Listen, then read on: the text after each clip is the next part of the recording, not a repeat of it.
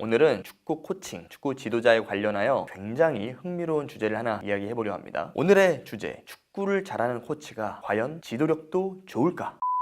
안녕하세요, 룡TV입니다. 축잘알, 그러니까 축구를 잘 아는 지도자는 자연스럽게 축구 지도력이 좋을 가능성이 높습니다. 그렇다면 축구를 잘 하는 지도자와 지도력과는 어떤 상관관계가 있을까요? 축구를 잘하는 지도자가 과연 지도력도 좋을까? 글쎄요, 축구 코치에게 필요한 몇 가지 요소 중에 가장 중요한 게 바로 데몬스트레이션입니다. 시범 능력이 되겠죠. 특히 유청소년 단계의 선수들을 지도할 때 그 중요성은 더욱 커집니다. 이 단계의 선수들에겐 우리 쌤, 즉 우리 선생님은 영웅이 되어야 됩니다. 그 이유가 뭐냐? 이 단계의 선수들은 우리 쌤의 그런 데몬스트레이션 능력을 보고 그대로 따라하고 습득하기 때문입니다. 그런데 지도하는 선수의 연령대가 높아질수록 자연스럽게 축구 코치의 데몬스트레이션 할 시간, 할 중요성도 조금씩 줄어듭니다. 코칭의 포커스가 자연스럽게 개인에서 팀으로 넘어가게 되고, 또 무엇보다 선수들이 성장하면서 자신들의 철학, 그러니까 몸에 밴 것이 있어서 이제는 사실 연령대가 있는 선수들에게 그것만을 강조하기는 무리가 있기 때문이죠. 실제로 고등학교 이상 선수들의 축구하는 모습들을 보면 자신에게 편한 자세, 자신에게 편한 폼이 이미 몸에 배어 있습니다. 프로 선수들은 학생이 아닌 프로입니다. 당연히 프로 레벨에서 감독이 굳이 축구 기능, 그러니까 축구를 잘해야 될 필요는 없겠죠. 감독들은 이미 감독 그 자체로 과거에 아주 화려한 선수 시절을 보냈다는 것만으로도 충분합니다. 그런데 감독과 달리 코치는 이야기가 조금 다릅니다. 사실 팀마다 이 코칭 스텝의 팀 훈련 참여 비중이 다 다릅니다. 어떤 팀은 감독이 조용히 관찰하는 팀도 있지만, 또 어느 팀은 감독 코칭 스텝 전체가 축구화를 신고 팀 훈련에 적극적으로 참여하는 팀도 있습니다. 실제로 아무리 프로팀이라도 선수들이 훈련을 이렇게 열심히 진행을 하는데 이렇게 딱